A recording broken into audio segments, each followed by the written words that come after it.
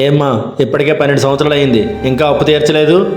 ఏమండి ఇంకొన్ని రోజుల్లో వచ్చిన ప్రతిసారి ఇదే చెప్తున్నారు, ఎప్పుడు తీరుస్తారో ఏటో. చెయ్యి.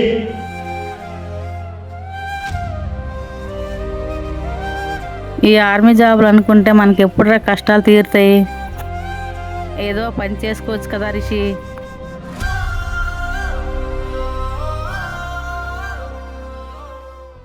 చాక్లెట్ తీసుకోరా. చూసావరా, వాళ్ళిద్దరికి తెలియకుండానే ఇది చాక్లెట్ చేసుకుంటున్నారు. నిజమేరా. చాక్లెట్ డే రోజు ఎవరైనా స్వీట్ మెమరీస్ పంచుకుంటారు, వీళ్ళు చూడు కష్టసుఖాలు పంచుకుంటున్నారు.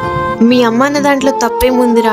ఆర్మీ జాబ్ కాకుండా ఇంకేమైనా ట్రై చేయొచ్చు కదా. ఒకప్పుడు ఊర్లో మా నాన్న షుగర్ ఫ్యాక్టరీ కడతానని చెప్పి ఊరు వాళ్ళందరి దగ్గర చందాలు తీసుకున్నాడు.